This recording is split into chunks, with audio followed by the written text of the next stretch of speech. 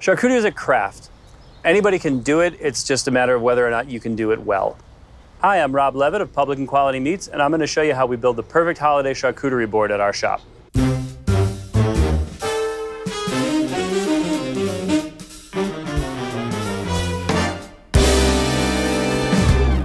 So whenever I'm making a charcuterie board, I always like to make a little homemade garnish to go with it. And in this case, I'm going to make my smoked maple almonds. So we're going to start with some Marcona almonds, which are delicious Spanish almonds. You can get pretty widely available now. We're going to add a little black pepper, a little bit of salt,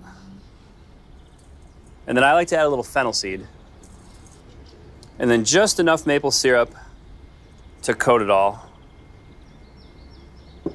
Once those are nicely mixed, we're going to put them in our pan. You want to spread those in a nice even layer so they cook evenly. The grill is preheated to 350. Set those on there, and we're going to leave them for about 6, 7, 8 minutes or until they get a nice little bit of golden brown. Depending on what kind of cheeses I have, I like to go with a variety. So this is a really nice aged cheddar. Kind of crumbles nicely, so I'll do some chunks like that. Gives it a different texture, gives it kind of a funky look. I'm a pretty funky guy.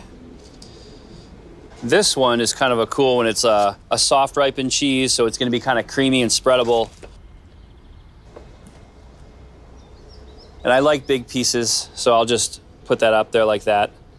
And then this last cheese is an Alpine Style, so more like, kind of like a Gruyere.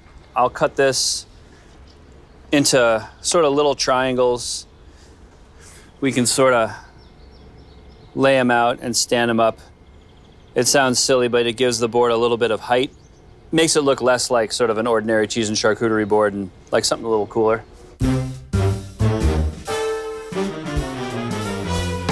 It's been 8 minutes, and our almonds are looking pretty good. They got a nice little bit of color on them. They smell nice and smoky, that's for sure. And I'm just gonna set them over here to cool.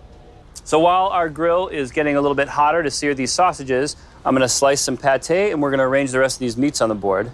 I like to cut this into sort of random sized chunkier pieces, and I'll find a place here and just kind of stack them up.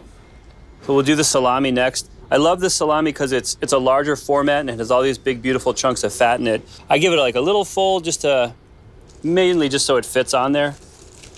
So I never put everything that I cut on the board because I always tend to cut too much and I always like to leave a little something for myself for later.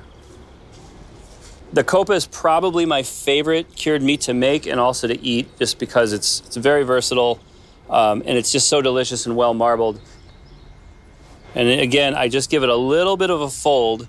You know, a good cured ham should really sort of melt in your mouth, and if it's folded and rolled and stuffed and played with, then it doesn't do that.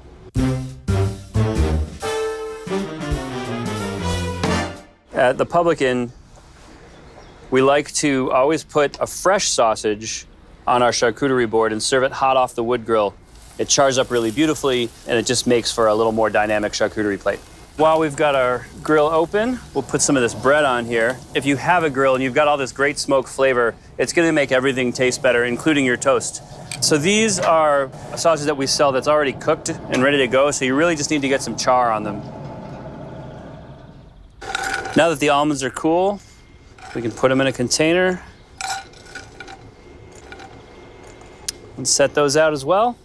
So we just put together this beautiful charcuterie board. We've got 3 different meats, 3 different cheeses, some hot sausages, some smoked almonds that we smoked on the Weber. Thanks for joining me, and I hope you can put something together like this for your family this holiday.